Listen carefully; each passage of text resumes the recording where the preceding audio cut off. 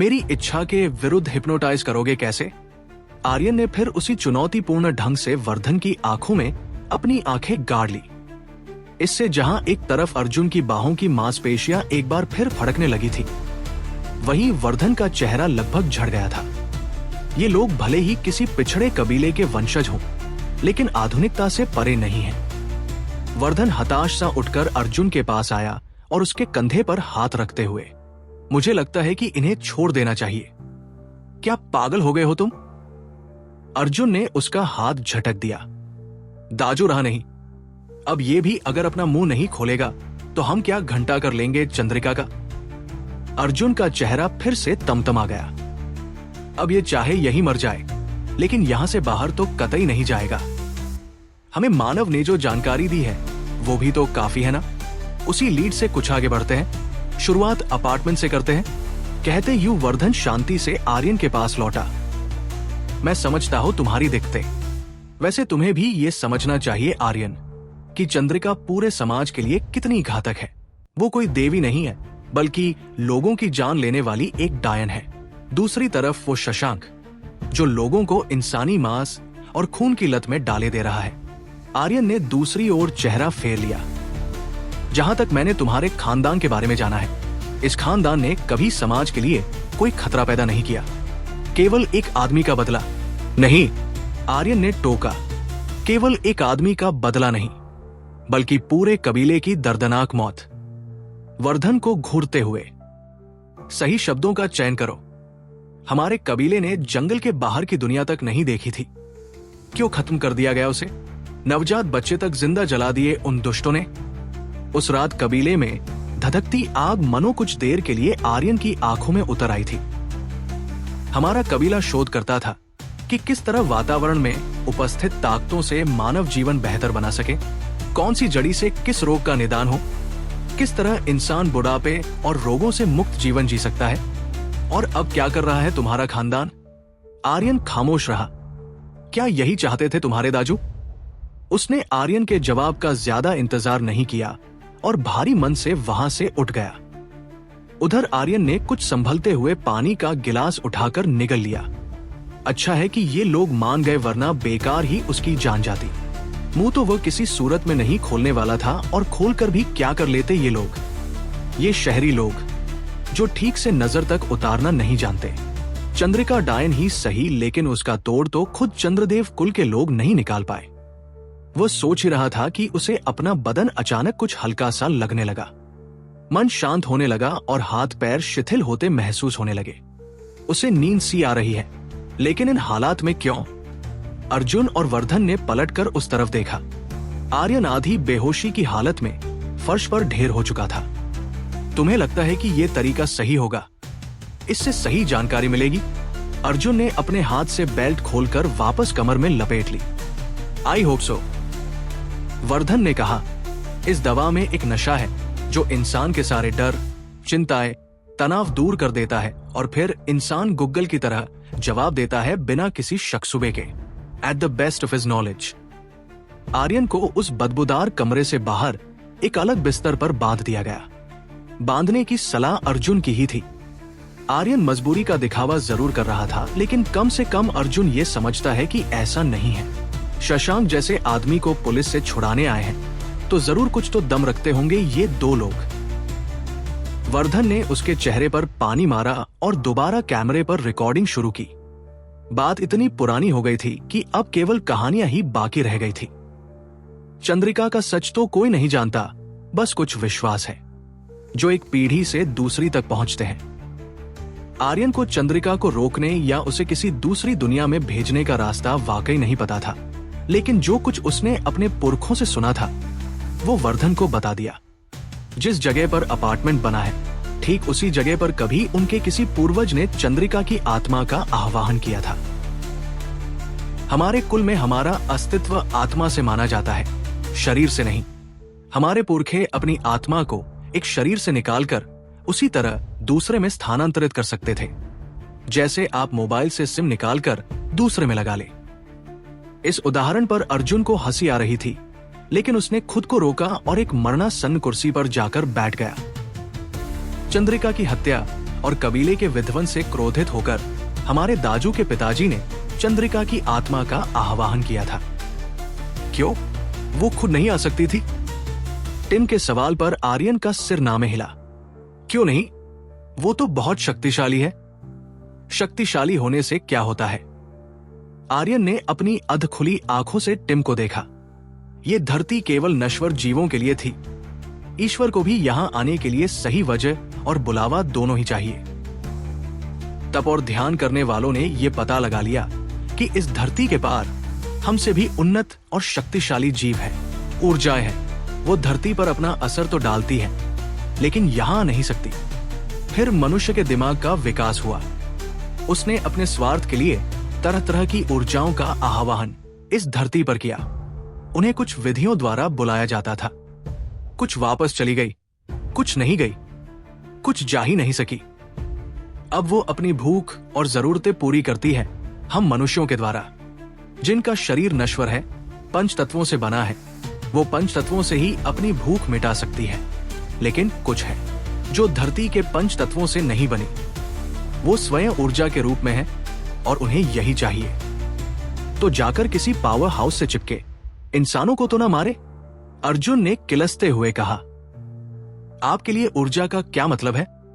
आर्यन का सिर दाईं तरफ बैठे अर्जुन की ओर घूम गया।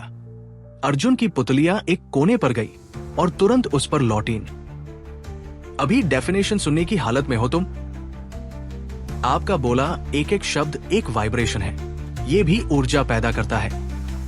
उसकी बात पर अर्जुन ना चाहते हुए भी मुस्कुरा गया। साइंस पढ़ी है शायद बच्चे ने। आर्यन पर उसकी मुस्कुराहट का कोई असर नहीं हुआ। शायद वह पूरी तरह सोचने समझने की क्षमता फिलहाल के लिए खो चुका था।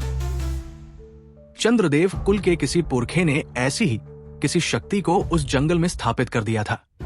उन्हें शायद तंत्र मंत्र में इतनी महारत हासिल रही होगी कि उन्होंने एक नकारात्मक ताकत को काबू कर इस्तेमाल कर लिया। लेकिन जब कबीले से ज्ञानी महारथी खत्म हो गए तो हमारे पास इससे जूझने का एक ही रास्ता बचा। हम उसके उपासक हो गए। आर्यन की बात सुनकर टिम और वर्धन आंखों आंखों में अपनी फिक्र एक दूसरे तक पहुंचा रहे थे। जैसा उन्हें डर था, लगभग वैसा ही हो रहा है। अपने काम के दौरान इन दोनों ने ऐसी कई सारी ताकतों के बारे में जाना था जो थीं तो नकारात्मक या शैतानी, लेकिन अपने गुलामों या उपासकों पर बेहद उदार होती थी। इनमें अधिकांश जंगली कबीले ही थे। तुम लोग आज भी उसी की पूजा करते हो? हाँ, लेकिन चंद्रिका और वो शक्ति अलग अलग है। आर्यन ने उसी मंद आवाज में कहा। अर्जुन के साथ बाकी सभी के चेहरों की रंगत बदल गई ये सुनकर कि ये केवल चंद्रिका नहीं है। ये शक्ति अपना प्रभाव बनाए रखने के लिए कबीले की मुखिया को, जो कि स्त्री ही होती थी, उसे अपना वाहक बना लेती। वो मां से बेटी में स्थानांतरित होती थी। ये सुनकर यहां वर्धन और टिम के माथे पर घबराहट का पसीना आ गया।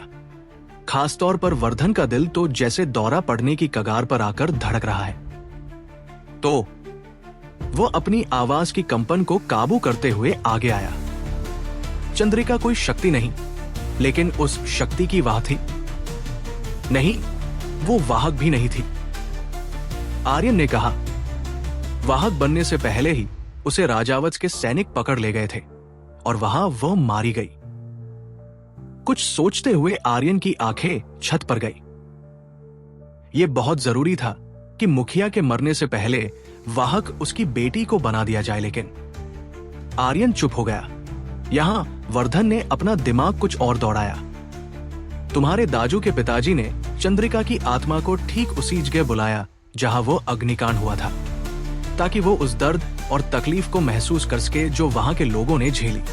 आहों, दर्द और चीखों से एक सकारात्मक आत्मा को नकारात्मक बनाया गया और फिर उसे वहां कैद कर दिया गया। हाँ, उसका कटा हुआ सिर आज भी उस अपार्टमेंट की जमीन के नीचे कहीं गढ़ा हुआ है। आर्यन ने कहा, ताकि चंद्रिका को कभी मुक्ति ना मिल सके। टिम बुदबुदाया, ओ माय गॉड। कुछ देर के लिए फिर सब कुछ शांत हो गया। फिर एक झटके से वर्धन ने कैमरा बंद किया और आर्यन के पास जाकर, अगर हम उसका सिर ढूंढकर उसका संस्कार कर दें तो क्या इस मुसीबत से बचा जा सकता है? आर्यन वर्धन के चेहरे पर अधखुली आंखों से तकता रहा, खामोश रहा। बोलो कुछ। नहीं। आर्यन चुप हो गया, नशे में ही सही, लेकिन वह ये नहीं करना चाहता। मैं नहीं बता सकता, मुझे नहीं पता। वो शांत हो गया, उसने आंखें मूंद ली। उसके खुद के अलावा कमरे में जितने भी लोग थे, सभी के माथे पर लकीरें खिंच गई। ऐसा लग रहा है मानो क्लाइमेक्स के सीन पर लाइट चली गई। पांडे बुदबुदाया, और पानी लाओ? पांडे ने वर्धन से पूछा। हाँ लाओ। वर्धन ने रूमाल से पसीना पोंछा और एक सांस भरते हुए अर्जुन की ओर देखा। वो कुछ ठीक नहीं लग रहा था। कोहनियां घुटनों पर टिकाए, आधे धड़ का वजन उन पर संभाले किसी तरह वो यहां बैठा है। उसकी लंबी लंबी सांसें बता रही हैं कि वो किसी भी पल यहीं ढेर हो सकता है। पांडे ने आकर आर्यन के चेहरे पर पानी मारा, उसके गाल थपथपाए और किसी तरह उसे दोबारा बोलने वाली हालत में लेकर आया। सुन पा रहे हो मुझे आर्यन? वर्धन ने पास जाकर उसकी आंखों पर टॉर्च मारा। आर्यन की पुतलियां घट बढ़ रही थी। हाँ, शाबाश, थोड़ी देर और, प्लीज। वो खुद कुछ संभल कर बैठा। तुम्हें याद होगा कि एक किताब ढूंढते हुए तुम यहां की लाइब्रेरी पहुंचे थे। उसने आर्यन के चेहरे पर देखा। क्या नाम था उस किताब का? क्यों जरूरत थी तुम्हें उसकी? नहीं बता सकता। आर्यन समझो। अचानक अर्जुन उसके पास आया। चंद्रिका, उसे देवी की तरह पूजा जाता है या उससे डरा जाता है? बताओ। वक्त वक्त पर तुम लोग उसे शांत रखने के लिए कर्मकांड क्यों करते हो? अपार्टमेंट की जमीन से लोगों को दूर रखते हो, लेकिन बदले में ऐसा कौन सा आशीर्वाद दिया है उसने तुम्हारे कुल को? आर्यन के पास जवाब नहीं था। बस एक बार उसने तुम्हारे कबीले के लिए बदला ले लिया, और क्या मालूम कि वो बदला उसने कबीले के लिए लिया या खुद अपने लिए। आर्यन ने चेहरा दूसरी तरफ कर लिया। बंधन में कसे उसके हाथ कसमसाने लगे। क्या तुम्हें ये सब कोई श्राप नहीं लगता? और कैसे तुम इस श्राप को अपनी आने वाली पीढ़ी तक पहुंचा रहे हो? क्या जिस तरह की जिंदगी तुमने या तुम्हारे भाई ने जी है, वही तुम आने वाली पीढ़ियों को देना चाहते हो? आर्यन के जबड़ों में तनाव आने लगा और वो भरसक कोशिश करने लगा उन बंधनों को खोल देने की। मैं जानता हूं कि हम ही नहीं, बल्कि पूरा चंद्रदेव कुल चंद्रिका नाम की इस बला से पीछा छुड़ाना चाहता है, खुल के जीना चाहता है, लेकिन नहीं कर पा रहा। तुम ना बताओ तो भी मैं कोशिश जरूर करूंगा, अपने लिए भी और तुम्हारे खानदान के लिए भी, जो पूरी जिंदगी बिना किसी मकसद के गुजार देते हैं, बिना प्यार के, बिना ऐशो आराम के, बिना किसी पहचान के। अचानक आर्यन की सारी कोशिशें ठहर गई। वो अचानक शांत हो गया। आर्यन की अध खुली आंखें अब काफी हद तक खुल चुकी थी। वो अपने होश में लौट ही चुका था, जो देखकर वर्धन कुछ हैरान था। शायद इन लोगों की जीवन शैली आज भी ऐसी है कि ये अपने शरीर पर हमसे बेहतर काबू रखते हों। उधर अर्जुन को भी तसल्ली सी हुई कि उसका तीर बिल्कुल निशाने पर लगा था। आर्यन ने एक आह सी भरी। अर्जुन शायद नहीं जानता कि उसने कत्ल किए हैं उन शहरी लोगों के, जो कि उनके और उस जमीन के सच के करीब पहुंच गए थे। उन अपनों के भी, जो प्यार या डर के चलते खानदान के नियम तोड़ रहे थे। क्या ही पा लिया है उसने इस वचन को निभाने में। आखिर आर्यन का धैर्य जवाब दे गया। चंद्रिका जब महल में थी तो एक दासी उसके लिए बहुत खास हो गई थी। वो बुदबुदाया और यहाँ सबके मरे से चेहरों पर दोबारा रौनक लौटी। केवल वो दासी चंद्रिका और सेनापति के प्रेम के बारे में जानती थी। उसका खुद भी प्रेम चल रहा था एक दरबारी से। चंद्रिका की हत्या से जरा पहले वो दासी चंद्रिका से मिली थी।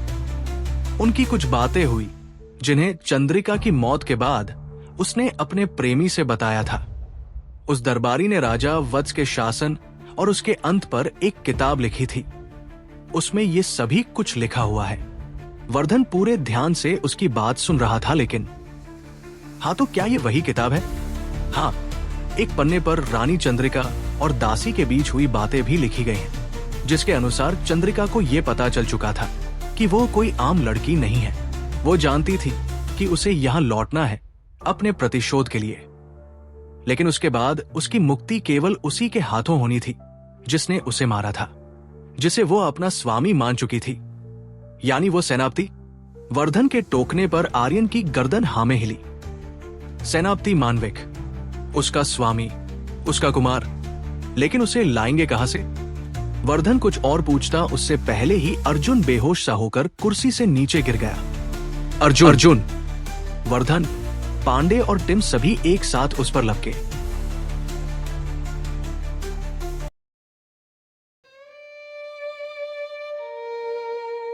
ऐसा एहसास अर्जुन को जिंदगी में कभी नहीं हुआ था।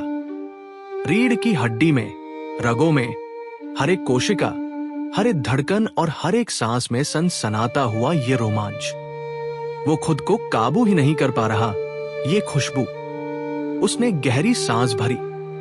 ये मीठी, ठंडी सी खुशबू जो सीधे दिमाग पर असर कर रही है।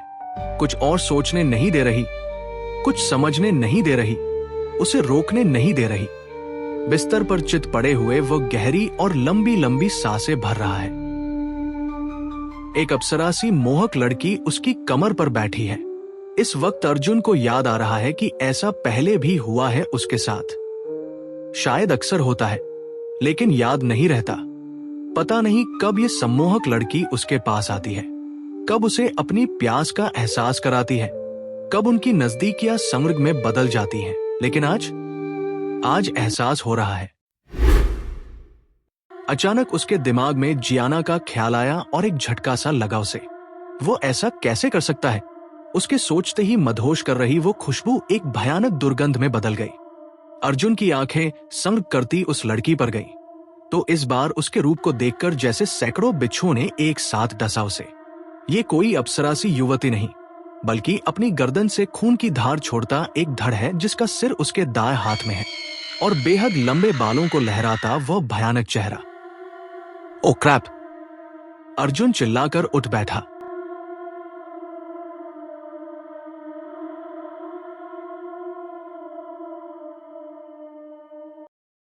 दोस्तों, इस कहानी के अब कुछ ही एपिसोड्स बाकी हैं और हमें उम्मीद है कि ये आपको पसंद आ रही है।